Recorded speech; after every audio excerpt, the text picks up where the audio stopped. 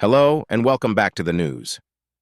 We recently received the sad news of 7 American legends who passed away today.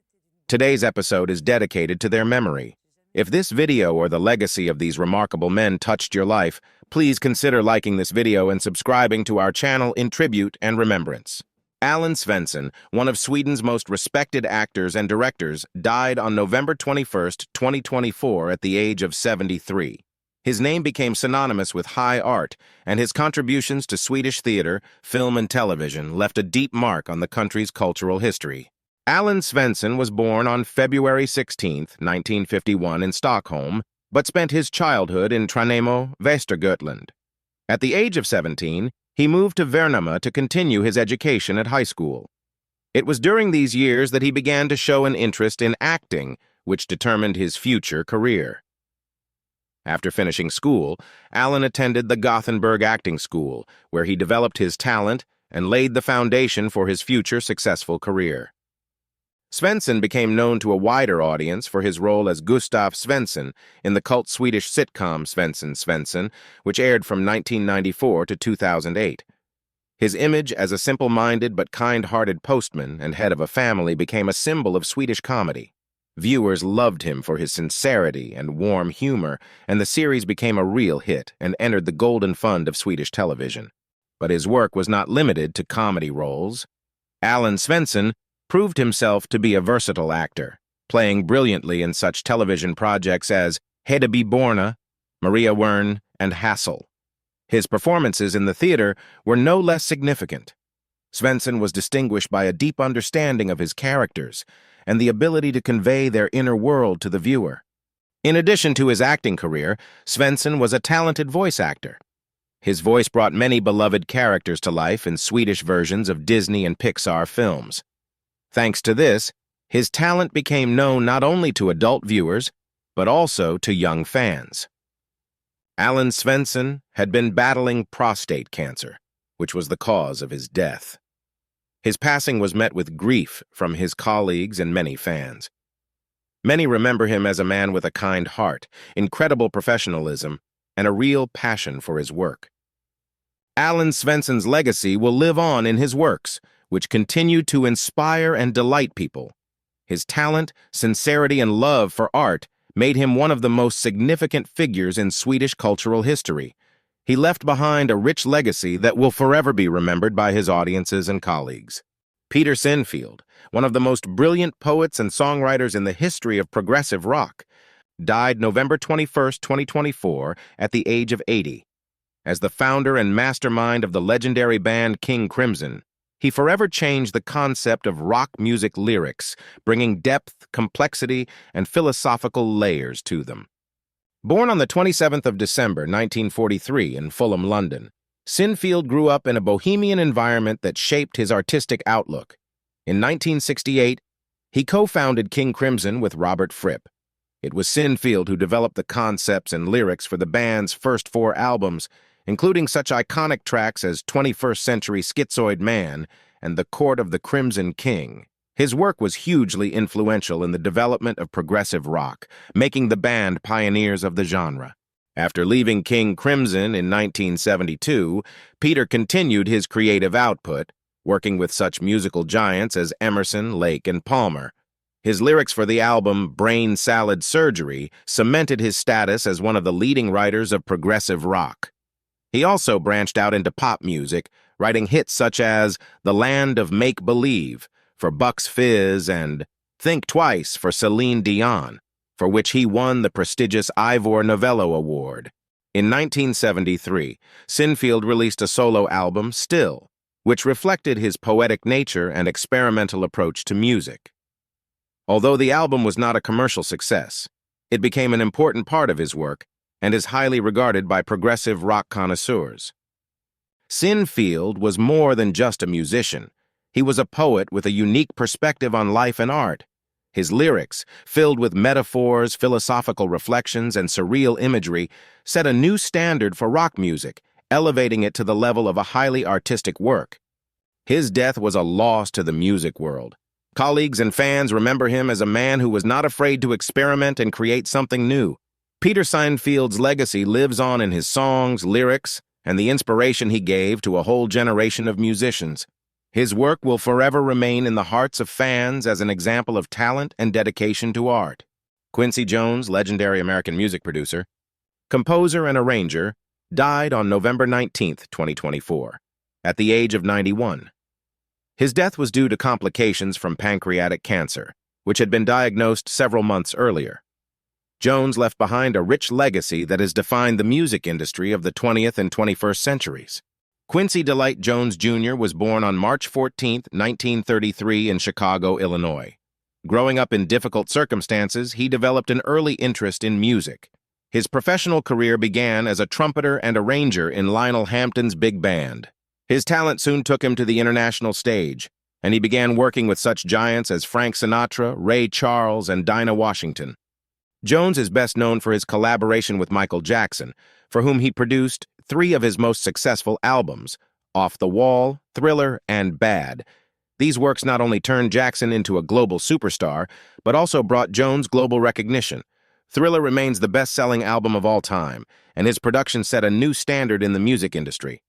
In a career spanning more than 7 decades, Quincy Jones has won 28 Grammy Awards out of 80 nominations, making him one of the most decorated artists in history. His contributions weren't limited to pop music. He also wrote jazz compositions, film soundtracks, and television shows, including the hit series The Fresh Prince of Bel-Air.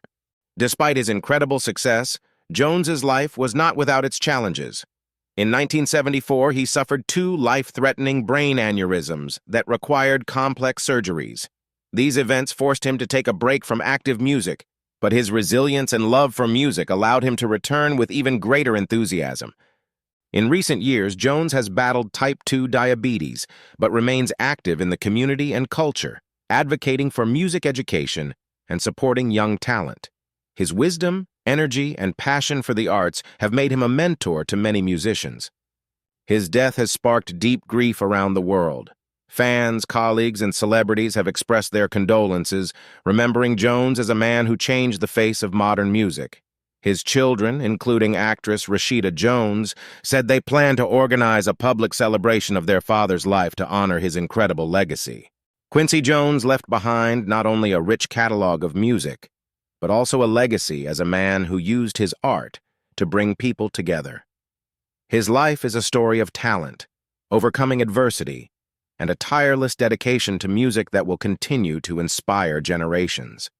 C.J. Snare, talented vocalist and one of the founders of the legendary hard rock band Firehouse, passed away on November 15, 2024, at the age of 64. His powerful voice and exceptional songwriting skills made him one of the key figures in rock music of the 1990s, and his works left an indelible mark on the hearts of millions of fans. Carl Jonathan Snare was born on December 14, 1959, in Washington.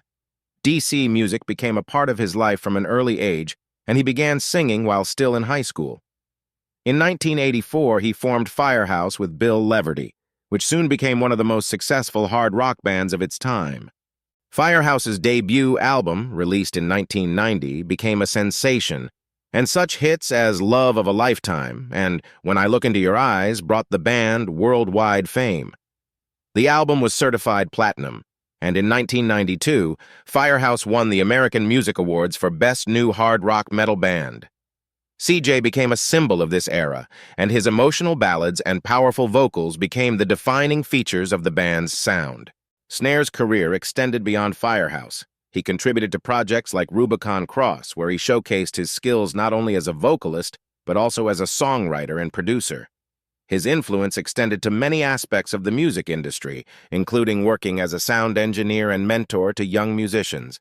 In September 2020, CJ was diagnosed with stage 4 colon cancer. Despite this diagnosis, he continued to make music and perform. In October 2023, he underwent major abdominal surgery and planned to return to the stage. However, on April 5, 2024, he died of cardiac arrest due to complications from the disease. His death was a loss to the music world. Colleagues and fans around the world expressed their condolences, remembering him as a man of incredible talent, hard work, and passion for his craft. His children, whom he always called his main source of inspiration, shared words of gratitude for the support of fans during this difficult time. C.J. Snare's legacy will live on through his music. His songs continue to inspire and resonate with people, and his contribution to rock music remains unmatched.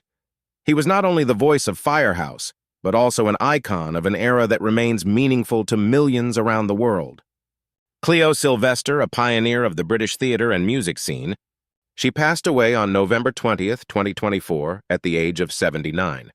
Her name will forever remain in the history of art as a symbol of strength, talent, and innovation, opening doors for many actors and musicians from ethnic minorities. Born on the 19th of April, 1945, in Hitchin, Hertfordshire, Cleo grew up in London in a family with strong ties to the arts. Her mother, Allan Svensson, was a well-known cabaret artist. From an early age, Cleo showed an interest in music and acting, which led her to study at the prestigious Italia Conti Academy of Theatre Arts. Her musical career began in 1964, when she recorded the single To Know Him Is to Love Him under the pseudonym Cleo, with the Rolling Stones as her backing band. She became the first woman to record vocals with the legendary group. However, despite her success in music, Sylvester soon turned her attention to theater and cinema, where her talent was fully revealed.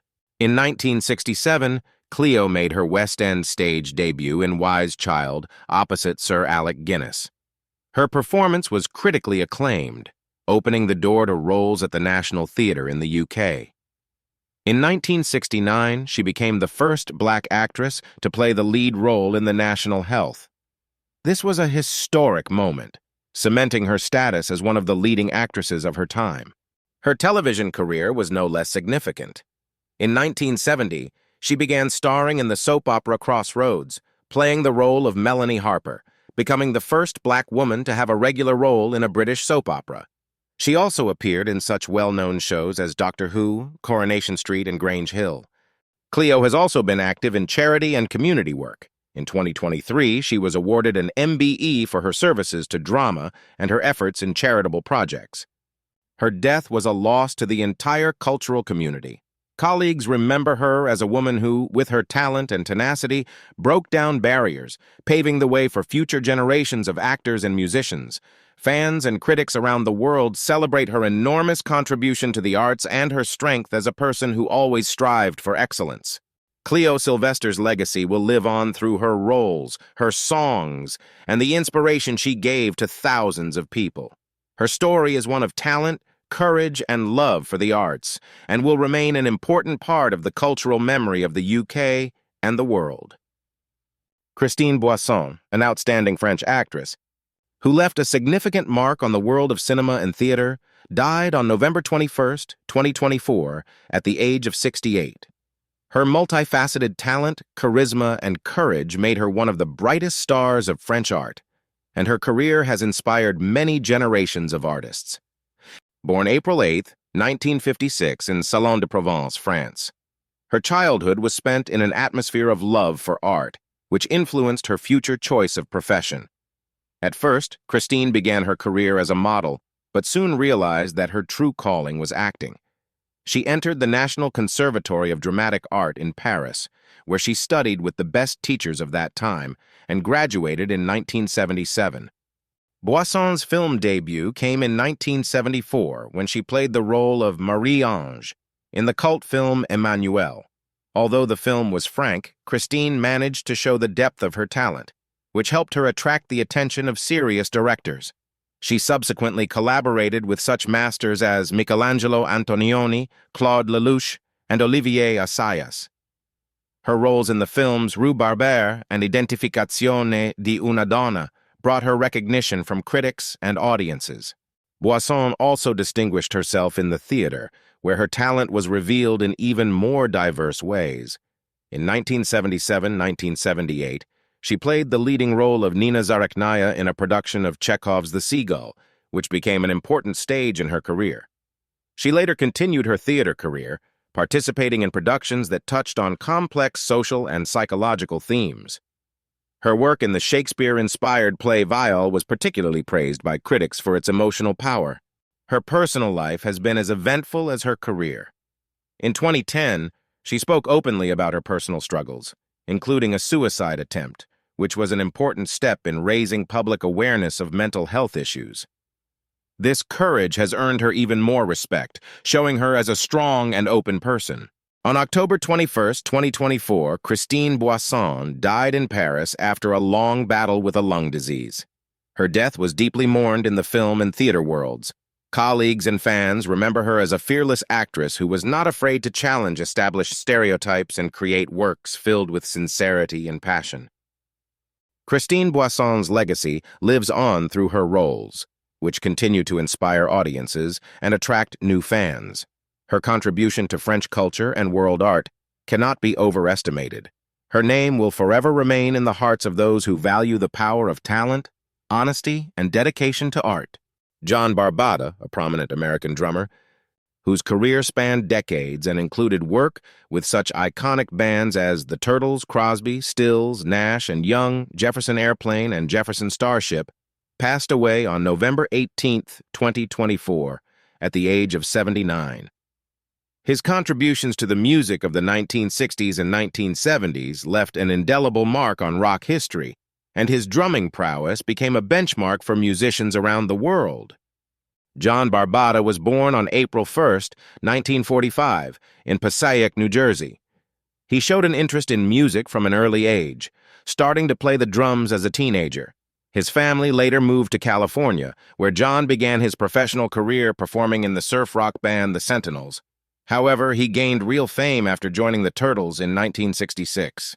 With the Turtles, Barbata scored several hits, including the legendary Happy Together, which topped the charts and became one of the most iconic songs of the 1960s.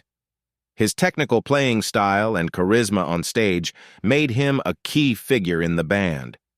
In 1969, Barbata joined Crosby, Stills, Nash, and Young, replacing Dallas Taylor.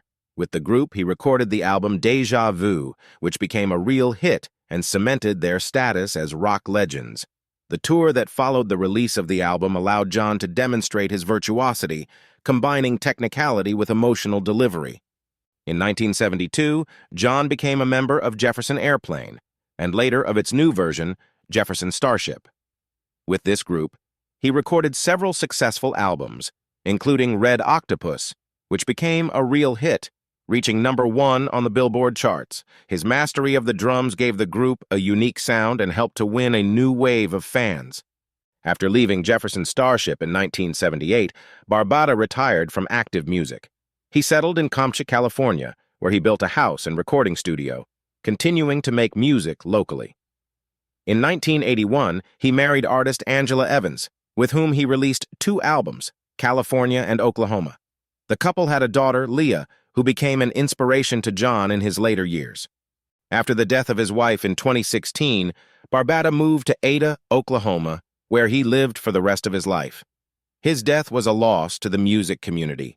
Colleagues and fans remember him as a man of exceptional talent, great passion for music, and dedication to his craft.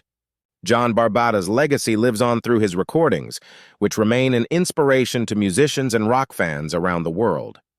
His unique drumming style and contributions to the genre will forever be a part of music history. Barack Obama, 44th President of the United States, has always been associated with an active life position and determination. However, behind the facade of health and energy, there are personal trials that he had to cope with throughout his life. His story is a story of overcoming, striving for success, and fighting for his own health and that of millions of people. Born August 4, 1961, in Honolulu, Hawaii, Barack Obama grew up in circumstances that were not always conducive to stability. His parents divorced when he was just 2 years old, and he was raised by his mother and grandmother. These family circumstances were the first tests that forged his character. During his presidency, Obama demonstrated good health, exercising regularly, and following a healthy lifestyle. However, like everyone else, he was not immune to health problems. In 2010, Obama publicly admitted for the first time that he was struggling with the effects of his long-standing smoking habit. Despite the enormous stress of running the country, he used nicotine patches to quit smoking completely. This move became an example for millions of Americans who also sought to overcome their bad habits. Barack Obama's family history also has a significant impact on his approach to health. His mother, Ann Dunham, died of ovarian cancer in 1995, which was a huge personal loss for him. Her illness was not diagnosed in a timely manner, which subsequently pushed Obama to actively support the healthcare system. It was this tragedy that inspired him to create healthcare reform, known as Obamacare, which became one of the main initiatives of his presidency. Although Obama himself avoided serious illness during his term, he has been open about his desire to stay healthy after his presidency. In his memoir, he noted that being president can be incredibly stressful, which can take a toll on his physical health. He tried to find time for exercise, playing basketball and running. Since ending his second term in 2017, Obama has continued to focus on his health. He has repeatedly emphasized the importance of regular medical checkups, especially for men his age. In interviews, he has also noted that his physical activity is not only a way to stay in shape, but also a way to combat accumulated stress. Obama has also made mental health a major theme in his public appearances. He has emphasized the importance of awareness and acceptance of mental health issues, especially in the African American community, where these issues often remain taboo. Today, Barack Obama continues to lead an active lifestyle, participating in charitable and public projects.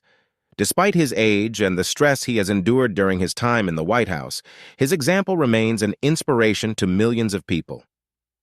He proves that taking care of your health is not only a personal matter, but also a duty to your family, society, and yourself. The story of Barack Obama is not only a story of political success, but also an example of how resilience, perseverance, and attention to one's condition can help one overcome any challenges.